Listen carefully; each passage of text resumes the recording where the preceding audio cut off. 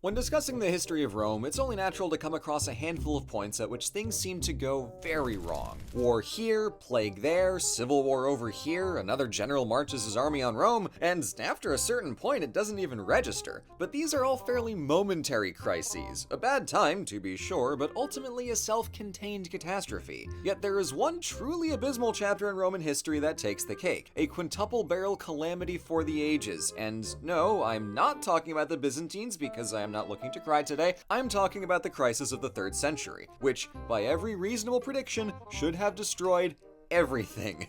Fully everything. Yet, in a classic twist of Roman irony, the causes of this crisis and even a few of its symptoms would become the strategies used by Roman emperors to end the crisis and even keep Rome going for centuries to come. So, to figure out how the hell that's possible, let's do some history. The Roman Empire entered the 200s AD in an iffy state. The golden age of the last century was losing some of its shine thanks to a succession of truly garbage emperors, starting with Commodus the gladiator tyrant and not getting much better, like the guy who held a parade for his favorite rock and put his barber in charge of Rome's food supply. But beyond the scandalous hedonism of these emperors lay far more dangerous habits, like how Alexander Severus bought the loyalty of larger and larger armies by ballooning their pay. To afford this, he debased the currency by mixing the gold and silver with plebby dork metals, which tanked their value. And far from actually protecting Rome, this dynamic just gave the army leverage. In the old Augustan days, legions served at the pleasure of the emperor, but now the emperor was just some guy who wore purple, and if Commodus could get strangled to death in a bath by his wrestling buddy, the bar for intimidating, puppeting, or just replacing an emperor was like 5 Praetorian guards.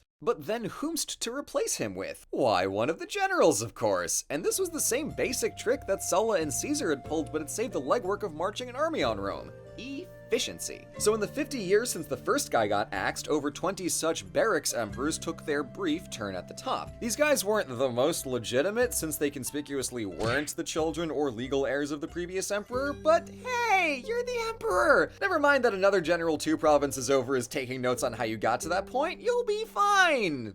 For a few months.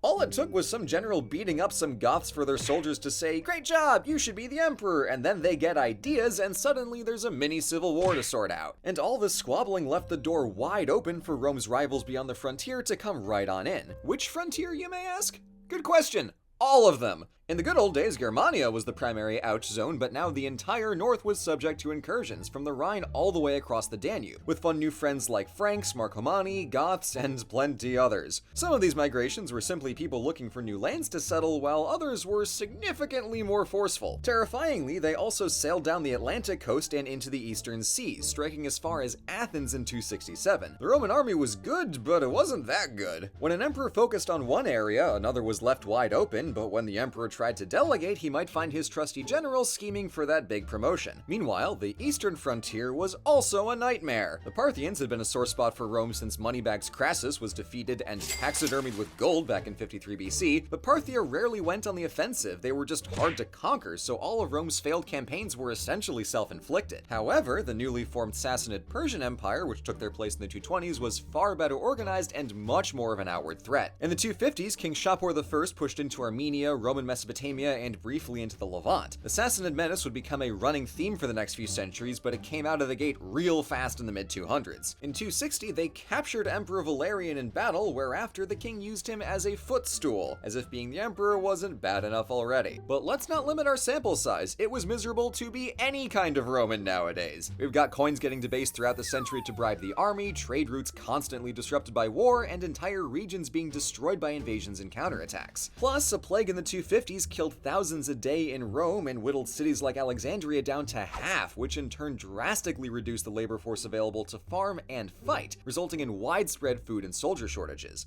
As if the actual wars weren't enough of a problem, piracy within the empire was rampant, so cities and provinces spent what little resources they had on defensive walls and small forts along major roads. All of this made clear that the society enjoyed during the Pax Romana was long gone, as it required the stability of strong government and a strong military, both of which were fully absent here in the 200s. Functions of government were carried out primarily by the army, who were only accountable to their very stabbable general. Luckily, when Rome worked, it worked, so if those political and military foundations could be patched up, at least on a local level, things could be alright. Now, believe it or not, the first 3 decades of the crisis were actually rather straightforward and even a bit tame compared to what went down after 260. Valerian being captured by Persia left Rome to his son and co-emperor Gallienus. Faced with the problem of everything everywhere all of the time, he was happy to delegate the Rhineland frontier to Postumus, a general and governor of Roman Germania. Naturally, it took all of 5 minutes for Postumus to be acclaimed as emperor, but not for all of Rome, just the western provinces. Gallienus couldn't really do anything about this, so Postumus had free reign to form a quasi-independent state in the west that stretched from Britannia through Gaul and Germania and down into Hispania. He created parallel Roman institutions like the Senate and consuls, and had no intention of causing trouble with the rest of Rome. He just wanted his slice, and he was able to defend it fairly well. Meanwhile, a strikingly similar story plays out on the other end of the empire, where Prince Odenathus of Palmyra fought back against King Shapur and began acting independently of the new emperor Gallienus. Rome entrusted Odenathus with defense of the east and granted him governorship of the provinces of Cilicia and Syria down to Arabia. With only the eastern front to worry about, Odenathus held off the Sassanids until his assassination in 267, when his widow Zenobia became the de facto ruler of Palmyra and governor of all those provinces. Like in the west, this Palmyrene territory was essentially an independent state allied to Rome rather than provinces within it, and Rome was too occupied to really complain until 270, when Zenobia took advantage of a couple quick emperor deaths to annex Egypt and Galatia and proclaim her son as Imperator Caesar Augustus, which we can now fairly categorize as open revolt. Even then, the new emperor only cared that Egyptian grain exports stayed on schedule, and it's painfully telling that he could see part of his empire in a state of active rebellion and still think, I'll double back to that one later. I have more immediate problems. Plus, half of Egypt was in favor of their annexation. It seems weird, but you can see why. The Palmyrene Empire and the Gallic Empire were smaller, more nimble, more stable, and slightly less susceptible to upstart barracks emperors. It just felt good to know that the person in charge was only one province over rather than halfway across the sea and probably in the process of getting murdered by his own guards. Really, the actions of Postumus and Zenobia showed that they did work in the interest of Rome, just their corner of Rome, independently, and with the power of an emperor. Both states paid consistent homage to Rome, and despite how bad it looks on a map, were far less of a problem for the emperor than his own usurping generals, and even arguably a help, as they each removed an entire front from the emperor's to-do list. And this wildly set the stage for their later conquest, as the emperor Aurelian was free to focus the first few years of his reign squarely on fighting rival usurpers and barbarians along the Danube and, in Italy. In 271, he drove the Alemanni tribe out of the peninsula and built a new system of walls around Rome. He also organized a retreat from the always slightly untenable province of Dacia, making the much more defensible Danube River the consistent imperial border. With the northern front temporarily settled, he turned east, defeating Zenobia and reconquering the Palmyrene territories by the end of 273, and then the next year he schlepped west to reincorporate the Gallic state. To the empire's collective astonishment, Aurelian had reunified Rome under the singular authority of the emperor in just a few years, and was granted the title of Restitutor Orbis, no small praise.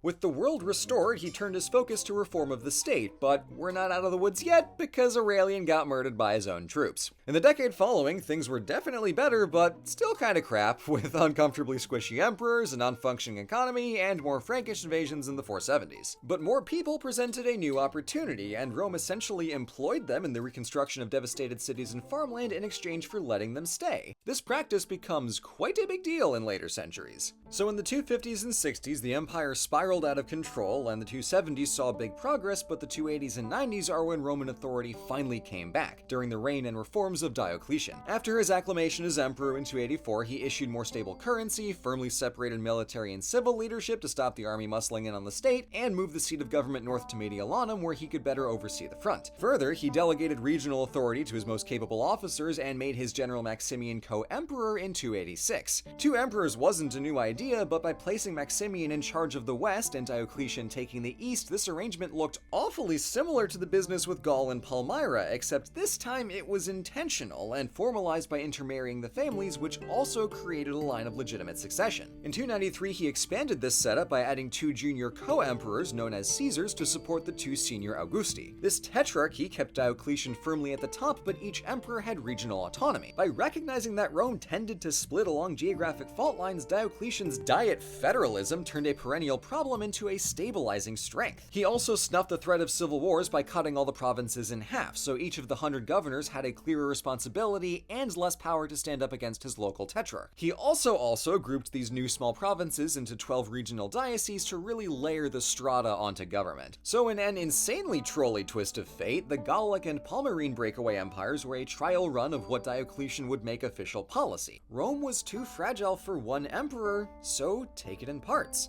It was no Pax Romana, and even the Tetrarchy would be temporary, but it was enough. Diocletian's reforms made a difference where they counted and brought Rome out of the crisis on a much more stable footing than they ever could have hoped for 2 decades earlier. I think people get excited about Rome for the wrong reasons. Rome conquered this, oh, they conquered that. Those are all whatever. What's impressive are the moments when Rome stares into the pale face of death and tells him to wait his goddamn turn.